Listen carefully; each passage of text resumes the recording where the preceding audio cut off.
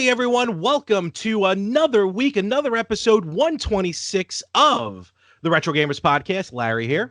And Anthony here. What's going on, Ant? Another week. How are you? Another week. I'm doing well. It is cold and rainy in Los Angeles. Yeah. Well, cold in LA. So what is it, like 65?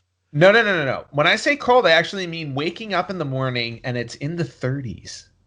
Honestly? Yeah. Wow. Like it's upper 30s, like 38, 39, but still my weather app says 30s. Your weather app is going recalculating. Yeah, it's like we're sorry, you must be somewhere else. Does it get that cold every now and again? Or is this like every so often it does. I mean, basically our winter is packed into about 3 or 4 weeks in January, February, and we're kind of hitting that stride now because like last week I think it rained like for 4 or 5 days.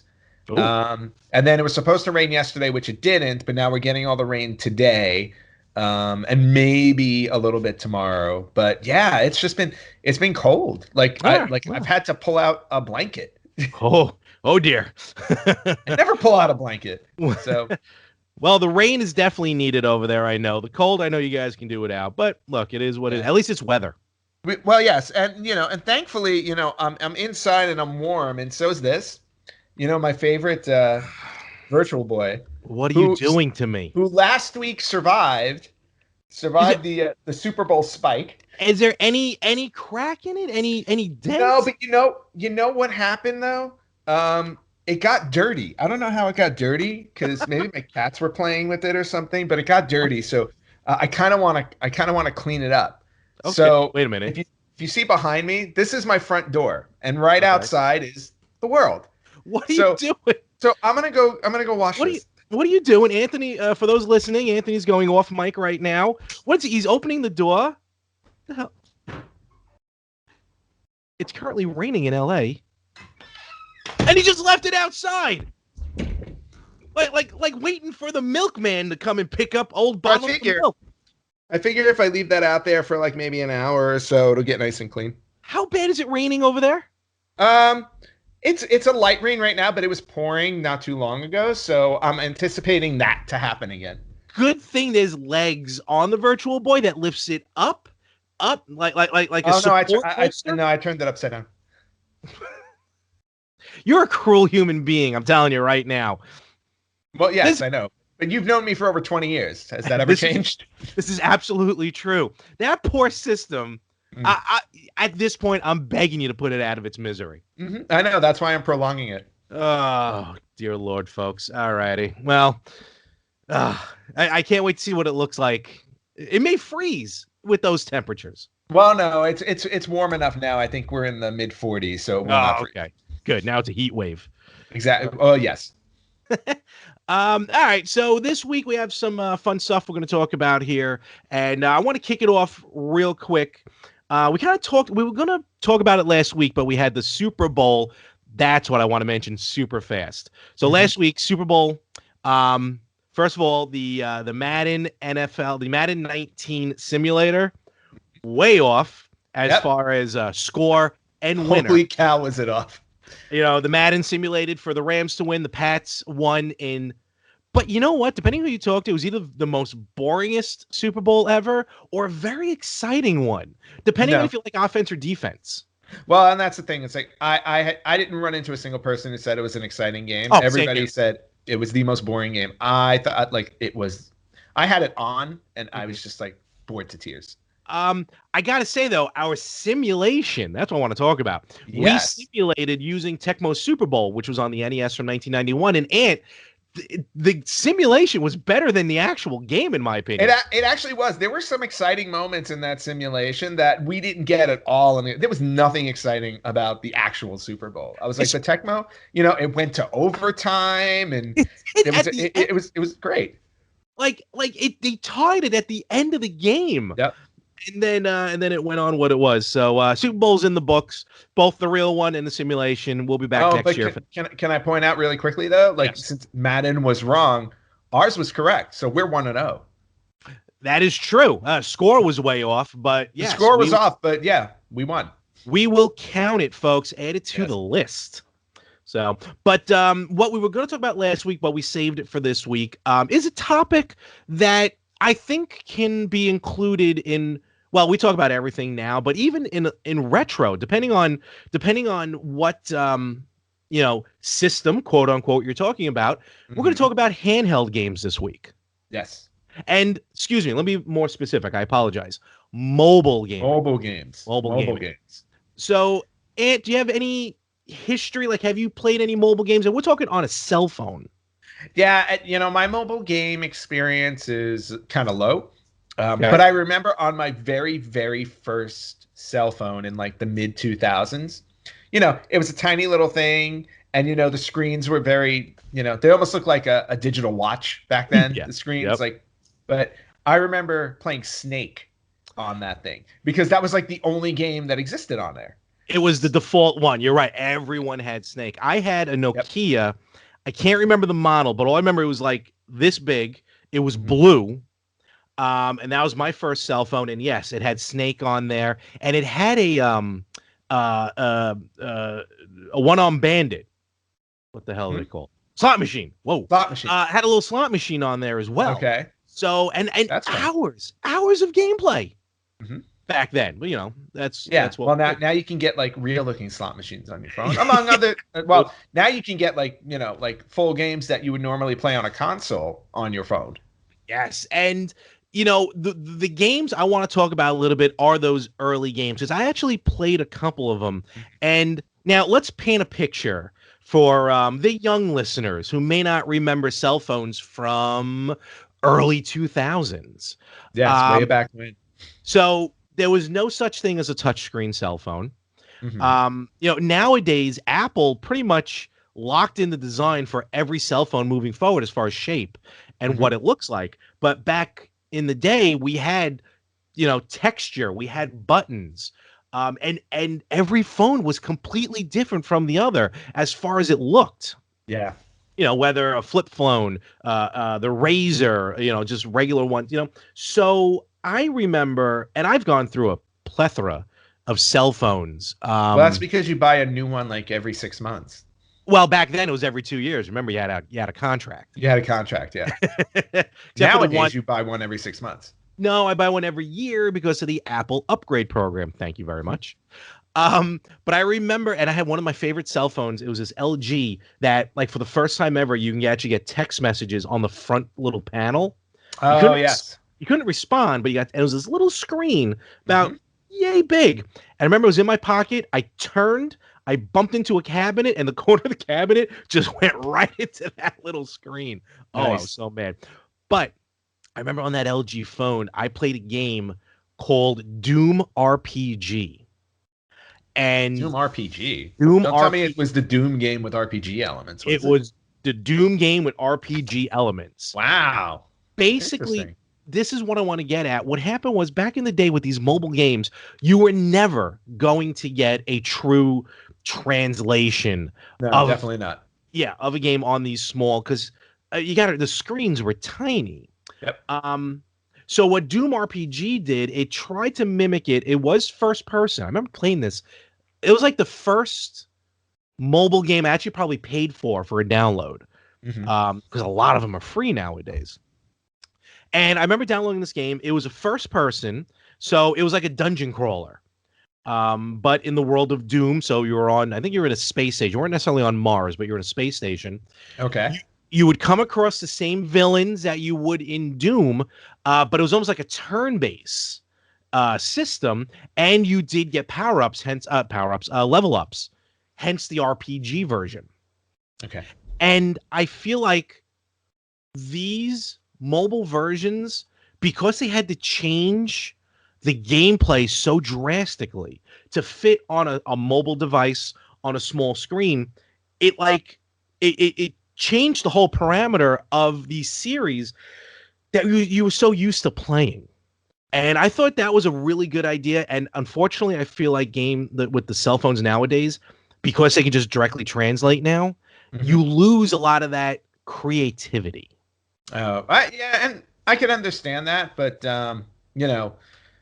It's almost essentially like playing back then. It was essentially like playing a different game to a degree, uh, but if it saves the developer's time, obviously, to just translate it over to a mobile Of game. I course. mean, it's yeah. I mean, you're gonna go with the easiest route that you can, as opposed to you know, how do we rewrite the code and how do we rewrite the game so we can make it work on the phone while creating something new for it. So I get why they don't do that anymore, and especially because cell phones are basically miniature computers that we keep in our pocket anyway. Correct. So Today, yeah, absolutely. yeah. So we're just playing a PC. It's just Yeah. small. You're exactly right. And I get it. And look, everything evolves, technology evolves. Today's day and age, you're right. Just port the game over. Sega is doing an amazing job of doing that today. Hmm. They've released, I can't even count the number of games that they've released mobily. And we're talking some of their biggest IPs, Shining Force, Kingdom Hearts, Sonic, for crying out loud. It is kind of crazy, especially when you're talking about games like Kingdom Hearts, because Kingdom Yeah. Hearts is a really involved game, and to give Sega their due, since they've gotten out of the console business and they can only and they mainly focus on creating games, they can unload an entire library really easily because because their focus is on software now. But like a game like Kingdom Hearts, which is ridiculously, complicated and 3D and all that, I was like, it's awesome to see that they can port it to mobile. But at the same time, I feel like there are certain games you're not going to get the same experience out of by playing on your mobile phone than playing like on your TV on an actual console. Because I wouldn't want to play Kingdom Hearts on my cell phone. No, agreed. And like the Kingdom Hearts on mobile wasn't that, again, even today, wasn't a direct translation. It almost played a little bit like Final Fantasy as far as the fighting style. Mm-hmm. So So turn-based. exactly. Sega though nowadays, and I remember some of the early Sega games, like, again, you weren't going to get Sonic on there, but you got games like Sonic Jump, which is basically, just going up, you're just jumping up and you're Right. collecting coins because it was a mobile device. Again, not so much today. Well, you can still say today, but the games need to be designed for like a quick fix. Right. Like, you only got 3 minutes before the bus shows up. All right, let me just see if I can do a quick level Mm-hmm. in a game. And Wasn't that what the Mario game is? Super Mario Run, Super exactly. Mario Run. Mm-hmm. In fact, the only thing you do is jump because he's running automatically. Yeah. And with the purpose of that, again, with the design that forces the developers to really go in a different direction with a new IP, with the same IP, I think that we should really be able to see more games like this come out, which we're kind of going to, because Nintendo's announced that they're going to do a mobile for iOS and Android, Mario Kart and Dr. Mario. Yeah, I heard about that. And I gotta say the Dr. Mario one is more appealing to me because again, Mario Kart is one of those games where it's like I want to play it on a bigger screen than on my mobile screen. But my history with handheld systems. I'm not a fan because the screens are so small. But that's So a that kind of handheld. just what? Like, do you consider a handheld the same as a cell phone? I kind of don't. Well, I kind of do because Okay.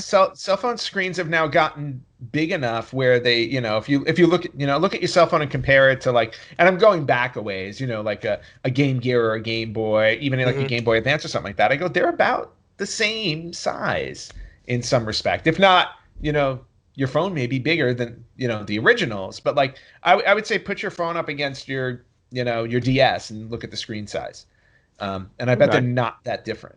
Probably not. No, you're exactly right. Both touchscreen, technically. Yeah. And also with those older games, like I said, it those quick fix games. But Sega has, because back then it cost, I'm talking, these games probably cost a little more than $1.99 like games would be today. Yeah. Maybe $5, $7. Sega has done an amazing job. Sega. today's day and age, with releasing a lot of their catalog on mobile, iOS and Android, for free. Yeah, And which is astounding. oh, definitely. You got some ads, but it's not overbearing. Mhm. I mean, you can Sonic, Crazy Taxi, Fantasy Star, Comic Zone, just to name a few, and they're fully playable on the devices today. So it's already right off the bat already showed Sonic CD is now on your Yes. mobile. Like, And if you haven't played Sonic CD, play it. It's like one of the best, if not the best Sonic game. oh, it's got the best music. Well, if you can find Mhm. the original game, it's got the best music. And yeah, it's to have it shrunken down for the cell phone is pretty cool. And I want to talk about some of the top games actually. Most games played by by mobile users. Now, of course, the list is can vary, so it may not be 100% accurate. Mhm. But if we look at the top 10, you're going to notice they're not really, which you can get away with today, not really full on playable with a joystick or using the touchscreen as a joystick. Right. Top 10 games are just you go and you play. Mhm. Goes without saying, Pokemon Go Yes. is, at least as of this list, which we're getting from Wikipedia. Mhm. And just the parameters, most played mobile games by player count with at least 10 million. And the dates do vary a little bit. But Pokemon Go, Despicable Me Minion Rush, which is basically just like a straightforward, just the minions running, you collect coins. Yep. I'm Uh, particularly fond of that one, oh, yeah, okay. Yes, that's true. but I'm slightly biased, Yeah. Candy Crush Saga. which I have on my phone. Candy Crush took over the world for a while. It still took over my world. Like that's one of the like when I'm at an airport, which I am fairly often. I'm usually playing Candy Crush because it fills in like those little pockets of time when I'm waiting for certain things, or if I'm in security line or whatever it is, or in line to get something to eat or whatever. I'm always playing Candy Crush because it's a great time suck. And that's what it's supposed to do. That's exactly what it's designed Yep. for. Fruit Ninja, which Hmm. is now Slice that actually fruit. that's actually a like an arcade game now as well. Yes. Yes, it is. Uh Jetpack Joyride, Temple Run, which is actually Temple Run is what got games like Despicable Me, Minions Rush Yes. going. I will say this though, Jetpack Joyride, I've never heard of. I never played it, but I do see it sold often. It's from Half Brick Studios, who also did Fruit Ninja. Yep. Some of these studios become very familiar. Gameloft to me is probably one of the best, like non-console, like Sega, not a Yes. Sega, not a Nintendo. Hmm. They put out amazing games. In fact, they put out Asphalt 8 Airborne, which is a racing game, which actually came with my television, my 4K TV. Oh, nice. uh, that just dawned on me. That's something else I want to mention. Television, whether it's Apple TV, Mhm. Amazon Fire, or your television just natively. A lot of these games you can now play on your TV. Yeah. And they kind of translate well. Like, I don't know if you ever played a game called Crossy Road. No, I've never played that. Okay. It's a current handheld game, current Mhm. mobile game. But all you do, again, just hit the screen and your little character jumps. Almost like Frogger, where you gotta get past traffic and you gotta Mhm. navigate over water and stuff. But it's endurance. You just go as long as you can. They actually have Disney Cross Your Road. Exact same game, but all Disney characters. Pretty Not cool. surprising. It's available on like Apple TV and Amazon Fire TV, and I have it on Apple.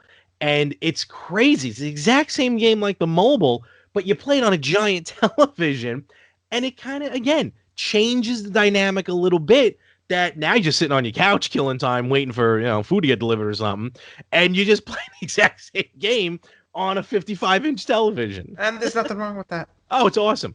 Yeah. To round out the top 10, 1, 2, 3, 4, 5, 6, 7, 8, 9. Oh, hold on. It's just updated like in the last 20 minutes. 1, 2, 3, 4, 5, 6, 7, You got 8, to 9. seven. Oh, no, there it goes. We have No, three more. I know, but I think something changed. Helix Jump. Mhm. That's a newer game that came out. Angry Birds. It Of goes without course. saying. And rounding out the top 10, thankfully, Super Mario Run. Yeah. So that's good. But then you got games like Sonic Dash and stuff. Yeah, yeah. If you go down the list, you'll see more like Sonic Dash, FIFA Mobile, Marvel Avengers Alliance is on Yeah, I there. saw that. I don't think I. Yeah, so that there's a whole bunch of stuff there. Ice Age Village. And some of the older ones, if you sort this by the oldest game on this list is from 2007, Fishing Star. Beats me. Yeah, and Angry Birds is, Angry Birds came out in '09. Yeah, Angry Birds came out in 2000. Angry Birds has been out for 10 years. Yeah. Even Fruit Ninja is like 2010. Yeah, and they've had a movie too. Actually, they have a sequel coming out. I know. Sigh. Aw. So, the question ultimately then, because mobile gaming should be a part of the genre that we talk about. Yes, I know it seemed like we don't really play a lot of PC games, but that's all part of this. Do you feel that mobile games can really be, maybe not, because you don't really go by the phone because there's so many different phones out there, especially back in the day. Would you consider some of the mobile games to be considered retro, like Snake or anything like that? Oh, absolutely. There's no question about it. I mean, I think you get to a certain point in time where, again, we've always talked about where do we fall in terms of retro, and we say it has to be like, at least 2 generations, ago. The N-Gage. The N-Gage was like the N-Gage was like the first mobile gaming phone. So it's like anything released on the N-Gage, I would immediately consider retro because that thing's been at least 15 years. I wanted an N-Gage so badly. Yeah. But now you have one. And everybody has one. Yes, but it's not the same. I wanted that talking taco. I wanted that original. I bet you can still get one on eBay. Oh, I'm sure. Don't get me wrong. I'm sure people are using it as a doorstop somewhere. But can you imagine, like, you're in R&D, like, all right, Nokia, we're going to come up with a cell phone that's dedicated to gaming. And this thing came out in 2003. So this is how far back we're going. This is definitely considered a system that's retro. So you're in R&D. All right, we're going to focus on games. All right, cool. How do we put the game in? Well, you got to pop the back out, you got to pop the battery out, and then you put the card in. I'm sorry, what? All right, no way around exactly. that. Move forward. Okay, it's going to be a cell phone as well. Cool. How are you going to talk into it? Sideways on its end. I'm sorry, what? They just had to fit everything in there. They really did. It's just like I can't even imagine what it would have been like talking. You just imagine a lot smaller than this. Yeah. Hello. I mean, and you got to give Nokia credit for trying to be innovative and coming out with something first that they saw. They basically predicted that this was going to be the norm for mobile phones. So they got one to market and tried to do the first full gaming, mobile gaming cell phone. Look, someone's got to break the eggs eventually. It's actually considered 6th generation, the N-Gage, in the series of systems. Released October 2003, lasted for 2 years, discontinued November of 2005. For what it's worth, it sold 3 million units. That's not bad. That's not bad. And then you also had, at least in North America, you had 56 different games that were available for it. So. Absolutely. And now we're talking, because it was eventually redesigned to a much better and much more sensible looking N-Gage QD, which there you would just talk normally. And the screen was a little bit bigger. I do want to talk about a couple of games real quick on the N-Gage, because if you think about what Nokia tried to do, I mean, X-Men Legends and X-Men Legends 2. Which is crazy. Came out on this system. There's a lot going on that screen. Right? Call of Duty. Yeah, also. I mean, but then again, like Call of Duty, it's from your perspective, so I can understand that one. Similar to Tomb Raider, which was also available on the N-Gage. It's that third-person perspective, so I can buy that. But things where there's a lot of stuff happening, like to what you just pointed out, like X-Men Legends, there's a lot going on that screen. Other games on here like WWE Aftershock. I was going to mention that. You are collecting your wrestling games. This, I think, is going to be the most sought after, one of the hardest games to find. I will track it down. After all, I have a contest to win. No, that's for systems. No, it just said the rarest game I or thought you said console. I thought it was the rarest console. No, it was just the Oh rarest game man, or console. Yeah. I could have bought a really expensive one the other day, game wise. You could have, but you didn't. Little So for those Samson. of you who don't know what's going on, we have a contest going for 2019 that where are the clouds? The clouds went away. I think Thank you. No, I need more rain. And now a hailstorm. My Virtual Boy's not clean yet. So we're doing a contest this year of who can buy the rarest game or console, and then the loser has to buy the winner. I think it was like $100. I don't remember setting a price, but okay. I thought it was $100. Well, right now you are way in the lead. I was just gonna say, Larry, don't cheap out on me because you're gonna be spending that $100. I really hate Josh. I do. I love Josh. Right Josh, I love you. Josh at Victims and Villains, great guy. Comes up with the best contests because I'm gonna win them all. Boo. But anyway, so getting back to the N-Gage, but again, like games where there's a lot of stuff that's going on the screen. Like you just pointed out, like Tony Hawk Pro Skater, not a lot going on the screen, but it's still really fast. So being like, your reflexes on your cell phone, especially a cell phone back then, wasn't going to be that great. No, agreed. And that's what I was saying. Like a lot of with a lot of that input, on this system. But the N-Gage, they tried. They certainly tried. Obviously nowadays, like you said, Ant, we all have an N-Gage at this point. Yeah.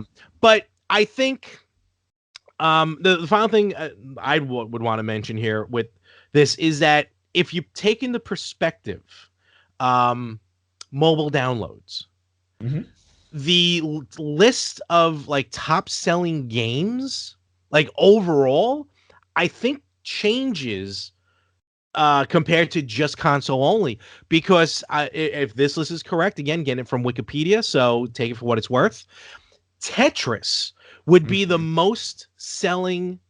Is that the right grammar? Most sellingest game. That's not. No, that is definitely not. Of best all. Selling.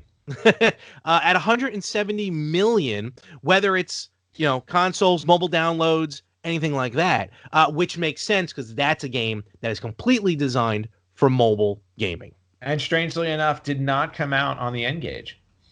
No, which is very odd. You're right. Now, what's interesting is it got Puzzle Bobble, but Puzzle Bobble Versus. So, not sure exactly how that works. That's if you find the other person in your neighborhood who bought an N-Gage. Yeah, basically. I think you'll be able to play it 2-player. So let us know. Have you ever had a mobile system, mobile game? We've all had mobile systems. A mobile game that really stands out to you, especially from back in the day. Let us know about it. Hit us up on Facebook. Hit us up on Instagram. And let us know your thoughts on mobile gaming. All right. So we have a new segment here. We do. We have a new guest. Hello. Say hello, Link. That is a tortured soul. Aw, poor guy. You may go. Here at the Retro Gamers Podcast, we often see a lot of cool stuff, whether it's at a show, like an expo, or online, of people designing their own products, 3D printing, for retro, and it's kind of cool concepts. And the one I talked about recently from Mad Sunshine Creations, which you can check out their Etsy page and their Instagram, Mad Sunshine Creations, and their Facebook, was the NES Classic Switch controller holders. Yes, and that was actually a really cool and clever idea.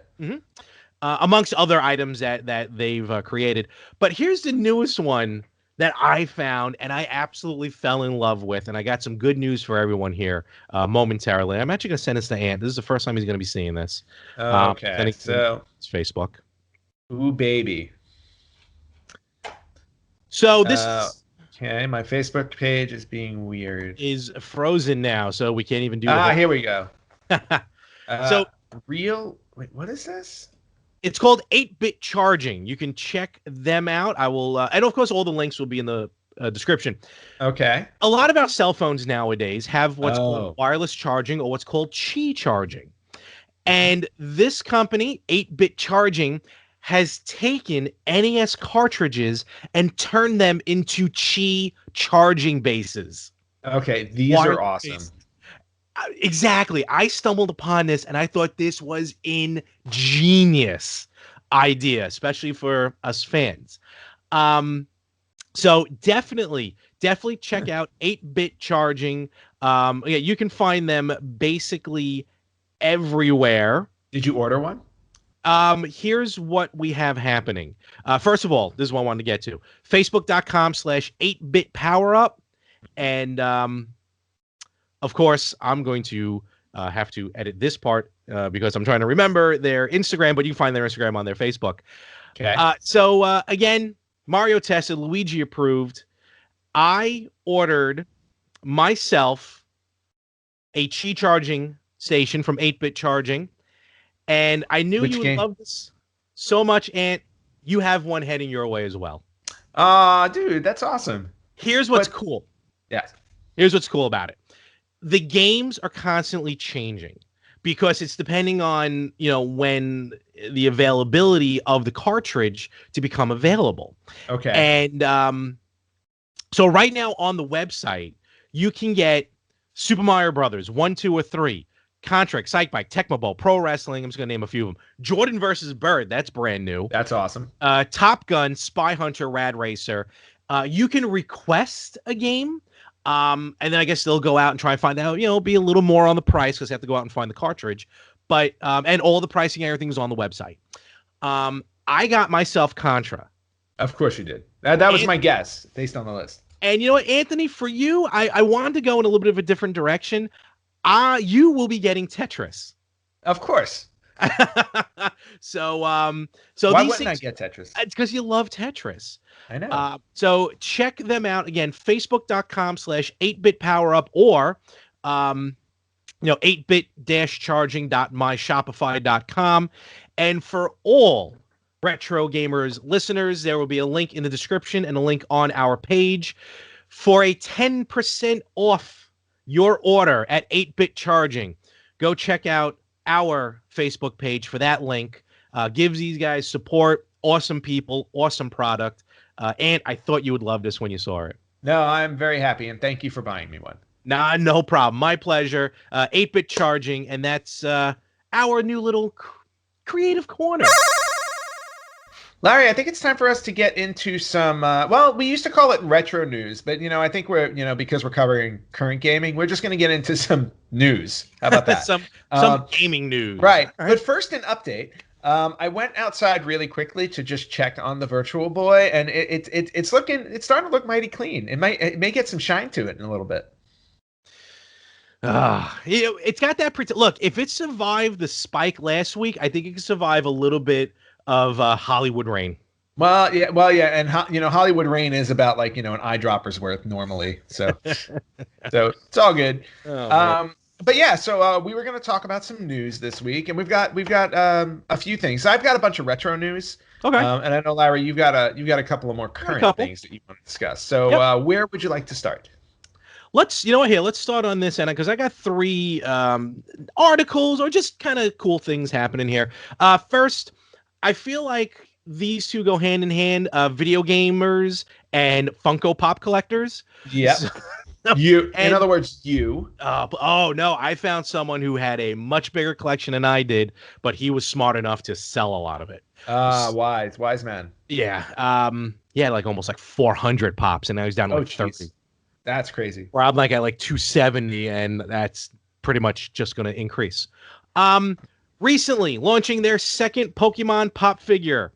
Funko has released or will be releasing their Bulbasaur Funko Pop, and this thing looks terribly adorable.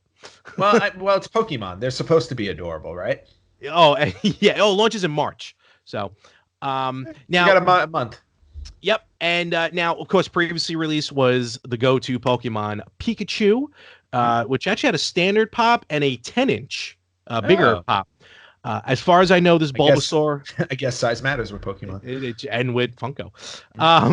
Actually, yeah, it's weird because the Detective Pikachu amiibo is like a giant size amiibo. Oh, that's interesting. Very weird. Bulbasaur ships starting slated for March. Mhm. Of course, you can pre-order almost anywhere that sells Funko Pops. But this Bulbasaur looks really cool, so check it out for your Funko Pop collection. Very cool. Yep. We're gonna jump over to. I've got a few things here. One of them is it's a Kickstarter campaign Ooh. for an unreleased NES game. Really? Way back in the day. It's a game called Panic Dizzy, and it's a puzzle game of sorts. It's been free to play on the Codemasters website, the guys who actually made the game. It's been they made the game in 1992. Oh wow! Yeah, so they made the game originally in 1992. It never made it to the NES because the NES, I guess, at that point was just kind of on its last legs. Yeah, it was on its last legs. So these are the original creators who are doing the Kickstarter. Yes, these are the original creators. They're doing the Kickstarter because they want to actually release it on an NES cartridge after all this. That's so cool. they're very close. If not, they've already reached. Let me hit their Kickstarter page really quickly because I'm reading it from an article. And so they wanted to raise $17,470. Okay. For the goal. They've now cleared 19,000. So this Kickstarter is a go. All right, cool. And it looks like a really cool puzzle game. And it's like I said, it's a puzzle screen. It almost looks like, a Tetris kind of screen. But there are 4 different puzzle modes. One's called Four Suits, Match More, Dizzy Dice, which Perfect Path. Okay. I'm sorry, 5 modes, and then Picture Perfect. And each mode is different. Like, so in other words, they have 2 screenshots, and I'll post these. And one of them, like for the 4 suits, it's the 4 suits from cards. So spades, clubs, diamonds, and hearts. Yeah. Dice, Dizzy Dice are obviously dice numbers. But it looks like a really cool game. And they say it resembles Data East's Magical Drop game. Have you ever played that one?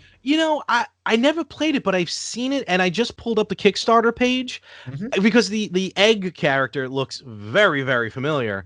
I was gonna say the gameplay, it does kind of looks familiar, but it looks awesome. Yeah, it looks like a lot of fun. These guys have already made it. Like I said, these guys have already made it to their goal. So this game is coming out. You can, and for as little as $10, you can get a ROM of the game. Okay. For yourself. But if you, for $58 US or, 45, what is that? 45 euro or pounds? That is pounds. I think they're taking themselves out of the euro. Yeah. Yep. For 45 pounds or $58, you can actually get a full boxed version of the game. So the NES cartridge with a poster, instruction booklet, and box, which is kind of cool. So I may be purchasing this. For 10 pounds more, you can get it autographed. Ooh. I know how much you love your autographs, so you can just add that to your list. I do. Oh, man, that's awesome. All right, cool. Yeah. All right, yeah, and again, links, like Anthony said, will be posted ad nauseum. So the next thing I want to talk about, this is some huge news recently coming out, but also like the most misconstrued information. I think people are completely taking this in the wrong direction. Agreed. So it has been noted that Microsoft will be releasing I guess you can call it releasing Xbox Live on the Nintendo Switch. You heard that right. Xbox Live on Nintendo Switch. Now, what people are assuming this means is that now you're going to be able to download the library of Xbox games on the Switch, Halo, and any other games. That's not the case from what I'm reading. No. Basically, it's a way to really bring together a little bit more cross-platform gaming. Right. Which is becoming more and more popular. Rocket League. My cats are trying to kill each other. Oh, okay. Keep them away from the Virtual Boy. Come here. I have a Virtual Boy you can scratch. Look at Snow. So like games like Fortnite, Rocket League, games, and let's face it, I think the next evolution in gaming is going to be cross-platform gaming.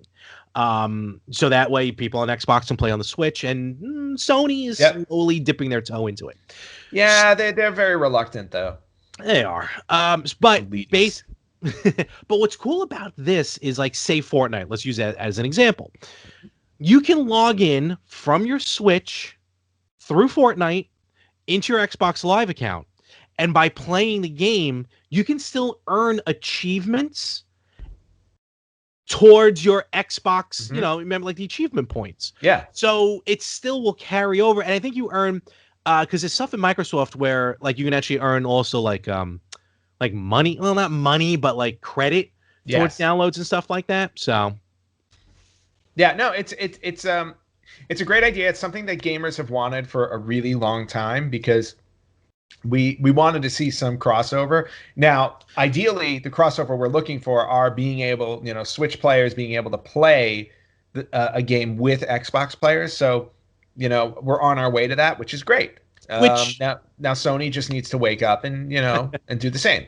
And again, we're kind of there. Fortnite and Minecraft do that, and again, Rocket League, I believe, do that today. Yes. And it's not, I mean, Switch is the biggest, like, mind-blowing news about this, but you're also going to be able to do it on Android, iOS, and PC as well. So it's kind of bringing everything together. But of course, Nintendo being Nintendo, that's the biggest part of that news. Yes. So cool. So no, you got to give credit to Nintendo. They're finally starting. I mean, it only took them 30-something years, but they're finally starting to branch out and not only recognize their competitors, but starting to work together with them to kind of create a better gaming experience for gamers overall. I'm kind of shocked that it's Nintendo that's open to working with this cross-platform and not Sony. I'm aware of that. I just think it's just indicative of the times and how things are changing now. True. Nintendo's not so much. Nintendo's not interested in putting competitors out of business anymore. They feel like they've kind of cornered their market in what they want to do. So I don't think they view Microsoft or Sony as a threat anymore. Now, Sony, on the other hand, may still consider Microsoft a threat. May consider Nintendo a threat, which is why they may balk at this for a little while. But yeah, Nintendo doesn't seem to have an issue. I don't know if it's much. I mean, I agree the threat part, but I think it's more like Sony's trying to. Their reasoning is they want to make sure, like, they protect their online players, because if you cross-platform, you technically go into another server. So that's a lot behind the scenes I'm not too familiar with. Yeah, it all depends. Yeah, we don't work for Sony, so we'll never know. Not yet, at least for now. But moving on to another unreleased game that may be completed and coming to a retro console near you. Super Mario Brothers 4. No. Oh, well. So this one was actually an unreleased Nintendo 64 game. Oh. It was a hack and slash game called Dragon Sword that was in development. It was never completed, but there were images and video of it to see. So it was planned to come out. It didn't happen. The game was originally being created by Team Storm at Interactive Studios. They were responsible. Do you remember the game Glover? I do, yes. So they don't make me separate you two. Uh-oh. Ding. Ding. They're behind the couch fighting now. So anyway, so they had a beta of, so they created a beta of this game Dragon Sword. It never got fully completed. They released the beta in 2010 to an anonymous collector, which is interesting. Okay. And he shared it online for those that were interested in the game. Mm-hmm. Now, 20 years later, we've gotten, apparently Pico Interactive confirmed that they acquired the rights to the game along with its source code, which makes it sound like they're planning to finally release it. Okay. Now, will they release it? Will they release an N64 cartridge version? Probably not. But it sounds like they're going to be completing this game and finally porting it out so people can play it. I think the N64 is, and that's a great idea, because I think the N64 is a very much untapped system for whether it's homebrews or like bringing back some of these incomplete games, like 40 Winks recently was on Kickstarter. Yeah, 40 Winks was another good one. And an N64 card. All right, cool. Very, very nice. The news, I have my final part of news here, which it blew my mind because I was kind of hoping they were going to make these, but how to get my hands on them is a whole nother story. So if you're a member of the Nintendo Online Service here in North America, that is the only way you can order the special Nintendo Switch Classic NES controllers. Wireless controllers that work with the NES Classic games. Also, depending on configuration, you can get them to work with newer Switch games. I play new Super Mario Brothers U Deluxe with those NES controllers, and it's awesome. The gameplay is cool. Fantastic. Yeah. But over in Japan, they have released Famicom versions. Those controllers, they came out actually in December. So actually the same month as North America, but for some reason I'm discovering it now. Here's the thing though. Again, you can't just buy it in a store. You have to be a member of the Nintendo Online Service. Now, just to pull the curtain back a little bit, the Switch is region free. Everyone knows that. It's not locked. It's region free. So you can play Japanese games on a North American system, including downloads. If you want to access the Switch Japanese online service, you have to create an account, a separate account. Very easy to do, but you got to trick the system and say the region you're in is in Japan. That's how you can download the games. And there's a few different games on the Japanese version, and games come out a little bit like a day early because of the time difference. But when you download the NES Classic for the Famicom, you can still log in with your North American account. It recognizes you're online, and it lets you play. And there's some difference in games, slight difference in games, which is kind of cool.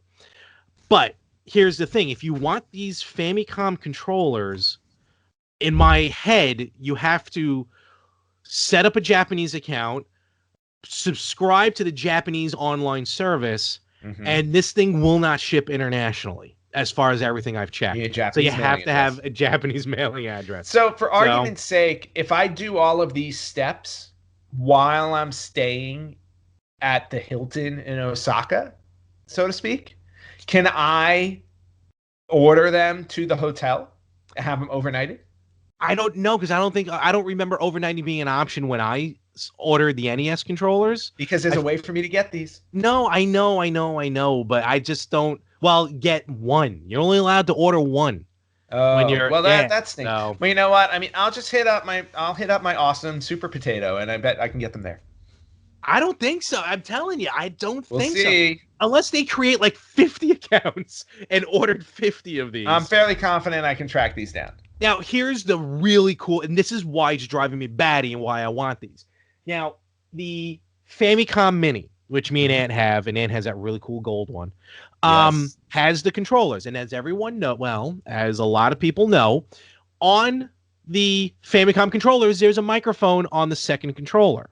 Which was very innovative at the time, in the early mid 80s. Yeah, I mean, it was you leave it to Nintendo. You know? And one of the perks of that is in The Legend of Zelda. If you remember the original Legend of Zelda, I forgot what they were called. They look like rabbits with big giant ears. Yes. In the North American version, if you just play the whistle, all the ones on the screen die. In the Famicom version, you had to yell into the controller to defeat those enemies. Correct. Now, the microphone on the Famicom Mini is just for show. It doesn't work. It's also but the microphone on my original Famicom works perfectly fine. Well, because the keyword there is original. Yes. So I was wondering, are they just kind of incorporating the microphone just as an aesthetic piece to make it look? But according to a couple of YouTube videos that I've seen, the microphone actually works. And that's awesome. Which is now driving me up the wall because these things, there's a website, Nintendo Soup, which is where I got the information from. And they have, as of right now, this just says in stock. The other day they had actual number, like 2 left. But it's $159.99 plus international shipping.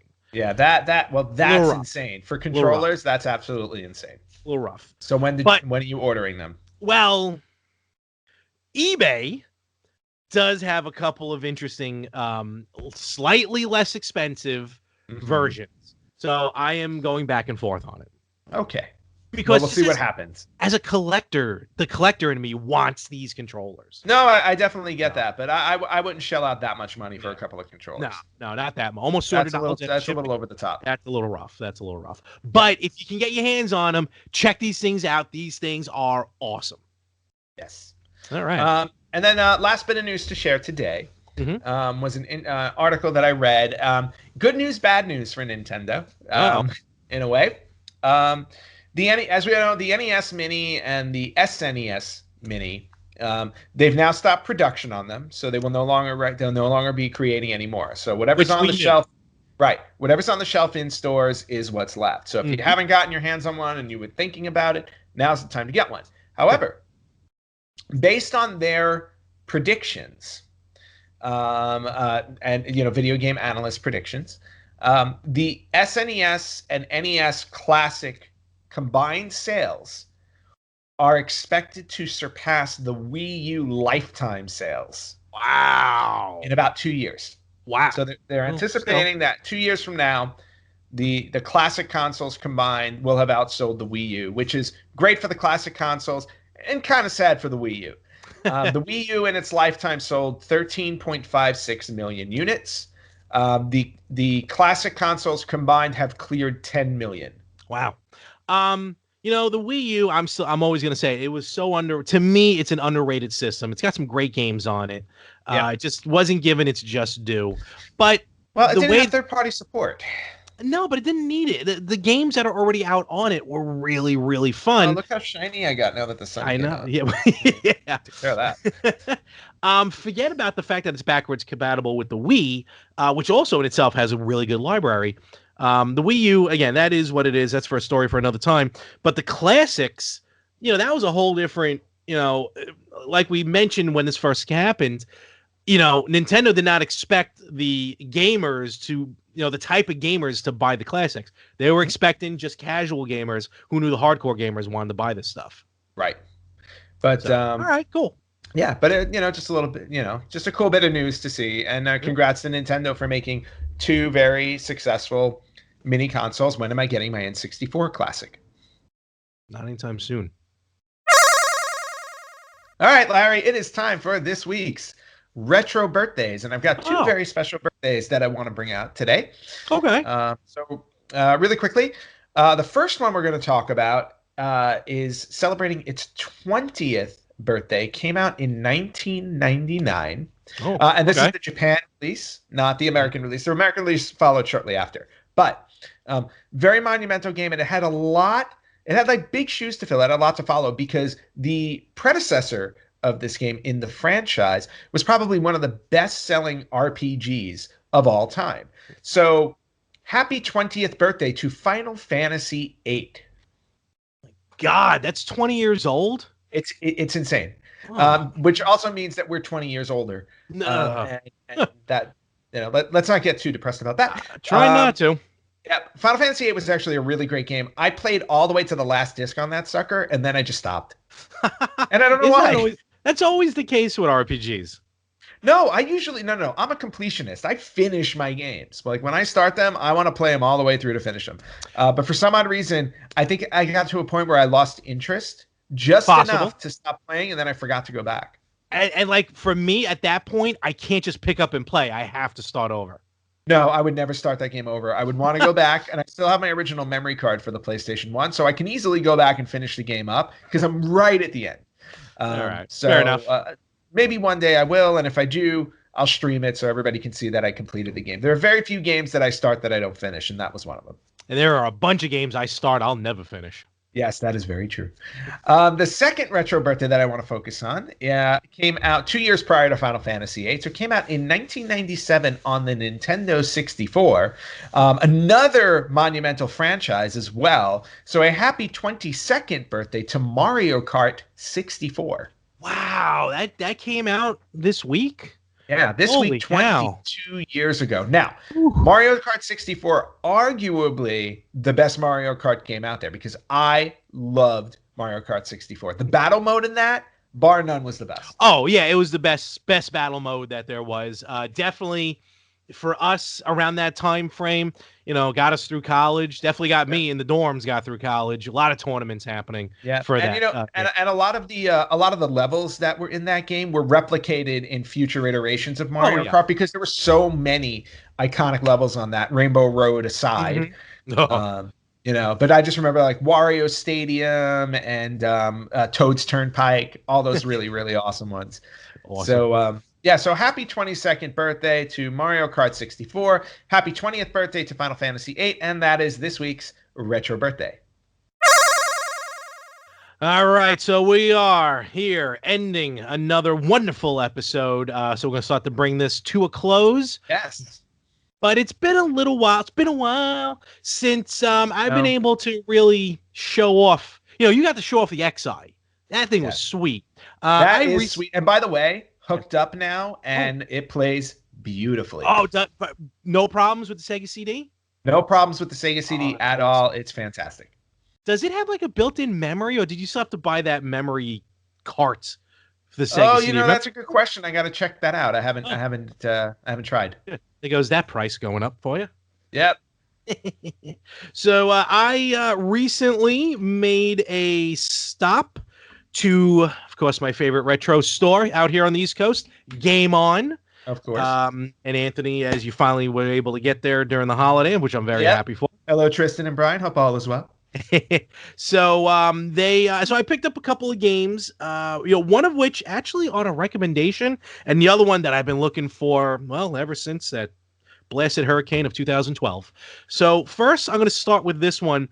This game was actually, I picked up a recommendation of Mario, who actually guest hosted here a couple of weeks ago. You can check him out over at The Rough Cut, his blog and his podcast as well on Spreaker. You can follow him, Citizen G77. He calls this the best version of this game that there is. Really? Talking Rampage. Rampage. Is that on the Master System? On the Master System. And if you look at the back, that is in pristine condition. Oh, I mean the box itself, yeah, absolutely. Nice, very nice grab. And do you have a Master System? I don't, but I picked this up just for kind of nostalgic purposes. Fair. I do like Rampage. It's one of the few Master System boxes that's not white. Oh, because it's red. But now forget about the box. I mean, the box is gorgeous, and this is cool. I don't see this often. I mean, maybe I just had never noticed it. But like on the cartridge itself, like the Rampage logo is on the cartridge. Usually, it's just spelt out. They used to just say it, with a regular font. And this is what I want to see if it zooms and clears. I mean, look at the graphics on that. No, that looks fantastic. Now the Master System was not, nothing to sneeze at. It was a really solid system. And the manual. So the Genesis though came out so early. Yeah. But the Master System just kind of disappeared really fast. Very cool. Pick that up. And finally, just real quick, this bad boy, one of my favorites, actually one of the reasons why I got a Genesis. And again, Hurricane Sandy, put the kibosh on a lot of it, but finally got my hands again on Blood. Beautiful. Oh, and look at those Genesis boxes were interesting when they were like that because I liked the shells better. Yes. This is one of the few games that I think got caught in between, where there was clamshell cases for Bloodlines and then the box. I never had the clamshell case. I always owned the box. So this is more. I still own the clamshell case. There you go. So this is more for me for nostalgic purposes. And open it up. I mean, the cartridge just looks beautiful. And not only that, but inside the box, what's in the box?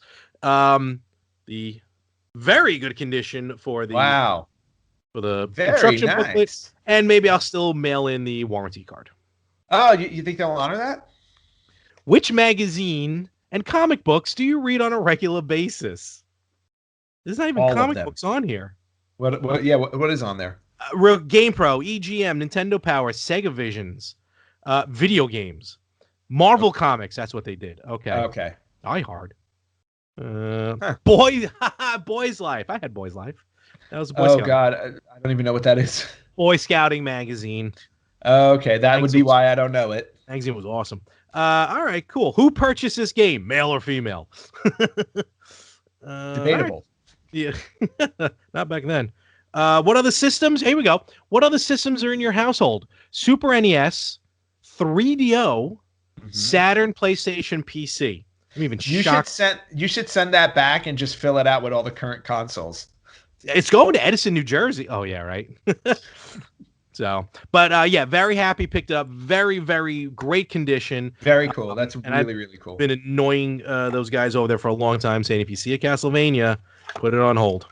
Nice. So and they did, which was very great of them. Yep. So that's all. That's what I got from there. So I did not do any shopping. I'm still paying off the XI from last month. But you know what? I mean, I think the XI was a good, like 3 months worth of purchases. Oh yeah, totally. Let me together. So and again, I'm now enjoying playing my Sega CD games again, which I absolutely love. No, that's most important. I just got to resume this or refocus. Let me do that. Yes. And then that. Beautiful. There we go. Refocused. Alrighty. Yeah, no, the Sega CD part. I that's why I can't wait for the Polymega. Yes. But I'm happy. The Polymega is going to replace a lot of this stuff, which is great because I need the space. I mean, my poor TV shelf over here or TV stand. I've squeezed in as many consoles as I could, and as much as I love having the older consoles out there, I prefer to have now these consoles that are coming out that are just compilations of everything. So in other words, like the Retro Freak saves me so much space because I got to put away like 8 different systems because of that. And they're all, and they all get to go away, which is nice. The Polymega will also afford me the opportunity to put away a lot of the CD-based systems that I have sitting out here, which will help me preserve as well. So, preserve you or stuff. Preserve the systems? Preserve the systems. I'm not preserving myself. Alrighty. So, but one other thing I wanted to note, since all the big hoopla last week, it was on Kingdom Hearts 3 coming out. We had Resident Evil 2, the remake, right, come out, and then we had Kingdom Hearts 3 come out. And Kingdom Hearts 3 has been like, I want to say Kingdom Hearts 2 was like 15 years ago. So it's been a really long time in between. Yep. Now, I was a huge Kingdom Hearts fan, but I never played Kingdom Hearts 2. I played the first one, and I bought the second one, but I never got around to playing the second one. It was one of the games that I've always wanted to play. So, before I get into Kingdom Hearts 3, which I plan on doing, I am going to live stream my way through Kingdom Hearts 2. Oh, dear. That is my next goal, is to live stream my way through Kingdom Hearts 2. Okay. That's going to take a while. It'll take a while, but, we will get through it together. We will. Take a while. So that'll be fun, though. That'll be sweet. And in fact, where could they find that stream and basically anything about our podcast?